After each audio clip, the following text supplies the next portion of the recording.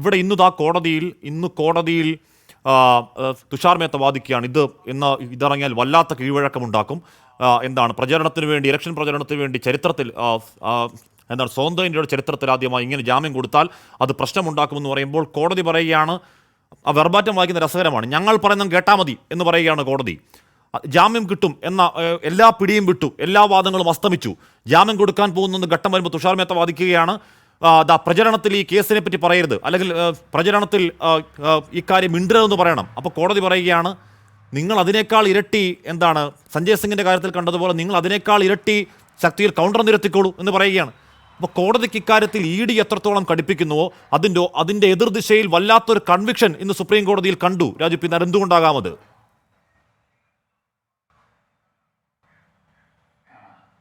തീർച്ചയായിട്ടും ഹാഷ്മി, ഇത് ഹേമന്ത് സോറന്റെ അറസ്റ്റ്, അതുപോലെ തന്നെ അരവിന്ദ് കെജ്രിവാളിന്റെ അറസ്റ്റ്, ഈ 2 അറസ്റ്റ് നടന്നപ്പോഴും ഞങ്ങൾ പറഞ്ഞ കാര്യം ഇന്ന് കോടതി സാധൂകരിച്ചിരിക്കുകയാണ്.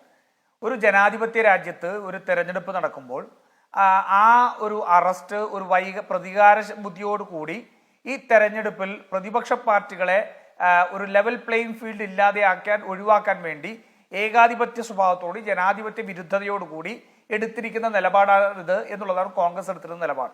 ആ നിലപാട് ഇന്ന് സുപ്രീം കോടതി അത് സാധൂകരിച്ചിരിക്കുന്നു. ഈ കേസിന്റെ ജാമ്യ കേസിന്റെ വാദത്തിൽ മുഴുവൻ ശരിക്കു പറഞ്ഞാൽ നടന്ന പോരാട്ടം എന്താ? ജനാധിപത്യ വിരുദ്ധതയും ജനാധിപത്യവും തമ്മിൽ നടന്ന പോരാട്ടമാണ്. ഇവിടെ സൂചിപ്പിച്ച പോലെ മുഴുവൻ സംവിധാനങ്ങളെ ഇറക്കിക്കൊണ്ട് അരവിന്ദ് കെജ്രിവാൾ തെരഞ്ഞെടുപ്പിന് പ്രചരണത്തിന് എത്താതിരിക്കാൻ വേണ്ടി ഒരു ശ്രമം നടത്തുകയാണ്. അതിന്റെ താല്പര്യം മറ്റൊന്നുമില്ല. ഇന്ത്യ മുന്നണി ഇന്ന് ഡൽഹിയിലും അതുപോലെ തന്നെ പഞ്ചാബിലും ഹരിയാനയിലും ഉൾപ്പെടെയുള്ള പ്രദേശങ്ങളിൽ നേടിക്കൊണ്ടിരിക്കുന്ന മേൽക്കൈ, ആ മേൽക്കൈ തങ്ങൾക്കെതിരാവുമെന്ന് തിരിച്ചറിഞ്ഞപ്പോൾ അവിടെ ഇന്ത്യ മുന്നണിയെ ദുർബലമാക്കാൻ വേണ്ടിയിട്ടുള്ള രാഷ്ട്രീയ ലക്ഷ്യത്തോടു കൂടി മാത്രം എടുത്ത നടപടിയാണിത്. അതുതന്നെയാണ് ജാർഖണ്ഡിലും കണ്ടിട്ടുള്ളത്.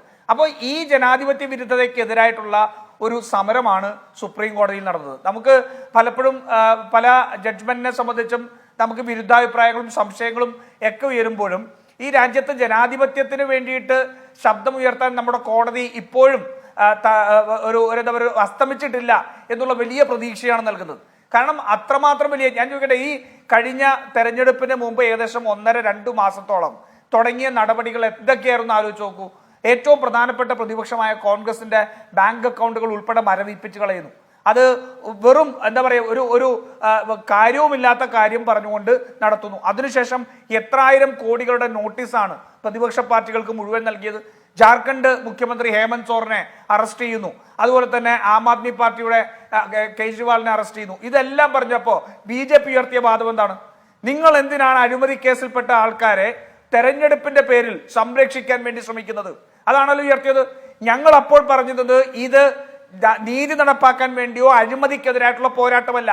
അഴിമതിക്കെതിരായിട്ടുള്ള പോരാട്ടമാണെങ്കിൽ BJPയുടെ ഓഫീസിനകത്തിരിക്കുന്ന അഴിമതിയുടെ ചളിക്കൊണ്ടിൽ മുങ്ങിത്താഴ്ന്നിരിക്കുന്നവർക്കെതിരെ നടപടി വേണം. മറ്റു പാർട്ടികളിൽ നിന്ന് BJPയിലേക്ക് വരുന്ന ആൾക്കാർക്കെതിരെ ഉള്ള കേസുകൾ മുഴുവൻ വാഷിംഗ് മെഷീനെ പോലെ റദ്ദാക്കുന്നു. ആ അഴിമതിക്കെതിരെ ഒന്നും നടപടിയെടുക്കാതെ പ്രതിപക്ഷ പാർട്ടികളുടെ നേതാക്കന്മാരെ മാത്രം തെരഞ്ഞുപിടിച്ച് ഇത്തരത്തിലൊരു ടൈമിങ്ങിൽ ആക്രമിക്കുന്നത് ജനാധിപത്യത്തെ അസ്ഥിരപ്പെടുത്താനാണെന്നാണ് ഞങ്ങൾ ഉയർത്തിയ വാദം. ഇനി BJPക്ക് എന്ത് വാദമാണുള്ളത്? BJPയുടെ പ്രതിനിധികളെല്ലാം ചാനൽ ചർച്ചയിൽ വന്ന് പറഞ്ഞിരുന്നതെല്ലാം ഞങ്ങൾ അഴിമതിയെ സംരക്ഷിക്കാൻ വേണ്ടി നിൽക്കുന്നതാണല്ലോ. ഞങ്ങൾ ജനാധിപത്യത്തെ സംരക്ഷിക്കാൻ വേണ്ടിയാണ് നിന്നത്. ഏത് കേസിനെ സംബന്ധിച്ചും അന്വേഷണം നടക്കട്ടെ. അന്വേഷണം നടക്കുന്നതിലും അതിൽ നിന്ന് ഇപ്പൊ 2G കേസിനെ കുറിച്ച് അന്വേഷണം നടന്നല്ലോ. ഞങ്ങളാണല്ലോ കേസ് രജിസ്റ്റർ ചെയ്തത്, BJP അല്ലല്ലോ. ഈ ഗവൺമെന്റ് 10 വർഷം നിന്നിട്ട് കോൺഗ്രസിനെതിരെ ഉന്നയിച്ച ഒരാരോപണത്തിൽ പോലും കേസ് രജിസ്റ്റർ ചെയ്യാനായിട്ട് ഈ ഗവൺമെന്റിന് സാധിച്ചില്ലല്ലോ. 2G ആണെങ്കിലും 3G ആണെങ്കിലും അഗസ്റ്റ വെസ്റ്റ്ലാൻഡ് ആണെങ്കിലും എല്ലാ കേസും രജിസ്റ്റർ ചെയ്ത UPയുടെ സമയത്താണ്. UPയുടെ സമയത്ത് രജിസ്റ്റർ ചെയ്ത കേസ് നരേന്ദ്രമോദിയുടെ ഗവൺമെന്റ് അധികാരത്തിൽ വന്നതിനു ശേഷവും അത് തെളിയിക്കാൻ പോലും ഇവർക്ക് സാധിച്ചില്ല. അഴിമതി തെളിയിക്കുക എന്നുള്ളത് അല്ല ഇവരുടെ അത് മാത്രമല്ല ഇപ്പൊ കോൾസ്കാം, ഇപ്പൊ ഈ പറയുന്ന കോൾസ്കാം സ്കാൻഡലിൽപ്പെട്ട നവീൻ ജിൻഡൽ അവരുടെ കുരുക്ഷേത്രത്തിലെ സ്ഥാനാർത്ഥികളാണ്. പോട്ടെ, ഞാൻ അങ്ങനെയൊക്കെ എത്താം.